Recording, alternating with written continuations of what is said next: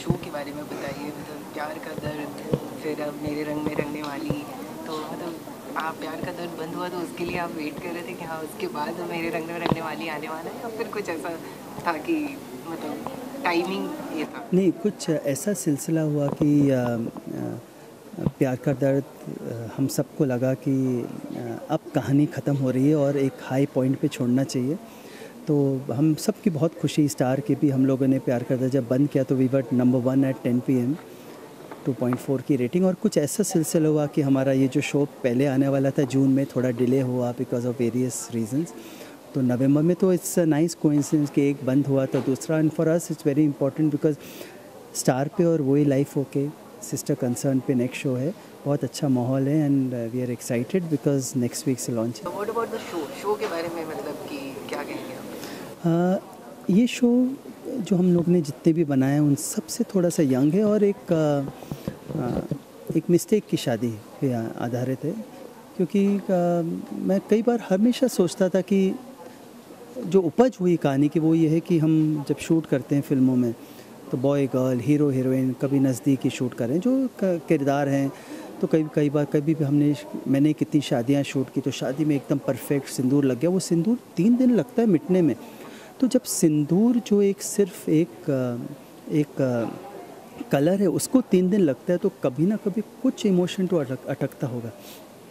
तो वहाँ से ये कहानी की उपज हुई कि एक बॉय गर्ल, एक मजाक, एक फुलिशनेस, एक एक्सीडेंटल शादी। तो शादी हुई नहीं है बट क्या कुछ अटका है, क्या वो मिट सकता है? तो एक इमेच्योरिटी से मैच्योरिटी की तरफ एक सफ़र है बॉय गर्ल का, जिसमें इसके रिपरकशंस फैमिलीज़ पे, 3 जनरेशन, 4 जनरेशन, एक जनरेशन रेडी टू फॉरगिव, एक जनरेशन वांटिंग टू फॉरगिव लेकिन करेज नहीं, एक लविंग कि हाँ मिस्टेक किया, आपने एक्सेप्ट किया तो गो अहेड। और ये सब के बीच में एक लव स्टोरी, एक फैमिली ड्रामा, जिसमें हम ये बताना चाहेंगे कि एक फैमिली में कितना संभल के, कितना समेट के चलना पड़ता है। क्योंकि एक हुआ दूसरा नाराज़, दूसरा को संभाला तो तीसरा नाराज़। तो ये ढहने की को बचाना, ये होगी हमारी मेन कहानी जो एक लव स्टोरी के बाद शुरू होगी। ओके, तो मतलब आपके मतलब एक मूवी से दो बहुत बड़े दिग्गज को आपने सीरियल में लिया है, आलोक नाथ एंड रेणुका सहाय। तो मतलब क्या कहना चाहेंगे? दोनों ही आपकी मतलब पहली फिल्म के किरदार हैं। बहुत इमोशनल मोमेंट रहा आज, क्योंकि आज इतने सालों बाद मुलाकात हुई। क्योंकि 25 साल हुए मैंने प्यार किया कि आलोक जी के 5 फिल्में हुई, हमारे 3 शोज़ किए उन्होंने। रेणुका के साथ 20 साल का सफ़र, हम आपके कौन को 20 इयर्स हुए। और दोनों के साथ ऐसा है कि भले ही मिले नहीं, बात नहीं करें, लेकिन फिर भी जज्बात वही रहते हैं। और आलोक जी का बहुत इम्पोर्टेंट रोल है बिकॉज़ वो एक मथुरा के निवासी, एक ऐसे इंसान जो एक जनरेशन को संभाले हुए हैं और उनको तीसरे जनरेशन के हिसाब से अब चलना है।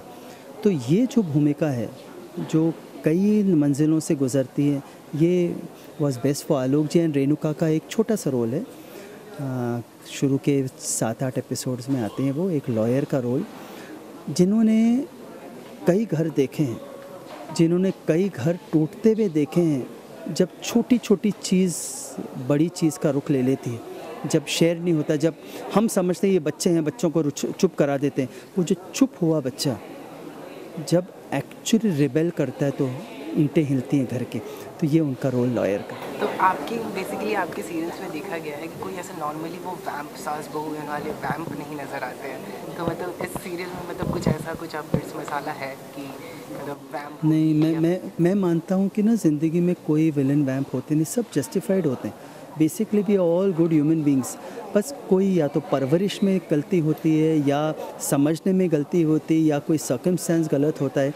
तो हमारे हर कैरेक्टर में यस नेगेटिव कैरेक्टर्स होते हैं, लेकिन they all grey, they all justified. ताकि हमारी एक ही हमेशा एक इच्छा होती है कि people should respect the families. तो वो रिस्पेक्ट में it should be something real, बिना मतलब का वैम्प विलन ये जो है ये दूषित ही करता है, ये रेटिंग भी नहीं लाता है, अप्रिसिएशन भी नहीं लाता। कि मतलब कि इस शो में मतलब ये शो मतलब कितना डिफरेंस रखेगा दूसरे शो के टीआरपी? बिकॉज अभी टीआरपी की बहुत ज़्यादा मार चल रही है, नए चैनल्स भी लॉन्च हो रहे हैं, तो ये शो कितना ज़्यादा डिफरेंस रखेगा? मैं मानता हूँ कि डिफरेंट टू एन एक्सटेंट एक यंगर शो है और इसका कहने का नज़रिया पारिवारिक है, बट पारिवारिक में हम और गहराई में जा रहे हैं। इसमें हम वो चीज़ देख रहे हैं जो हमें एक एक एक्चुअली अपने अपने घरों में जाते हैं, जिसमें डिस्कशंस होते हैं कि कौन सा जनरेशन सही है। आप छोटी सी कोई भी चीज़ ले लो, आज अगर मैं मंदिर में चप्पल पहन के आ गया, उस पे डिस्कशन, उसमें तीनों जनरेशन करेक्ट, तो सही क्या गलत क्या। तो इसमें कई चीज़ें ऐसी परतें खुलती हैं जो कभी टीवी पे इसकी चर्चा नहीं होती, क्योंकि हम भागते हैं, हम ड्रामा सोचते हैं, ये हुआ वो हुआ। तो हमारी कोशिश है कि इस शो में हम थोड़ा सा और गहराई में जाएं परिवार में।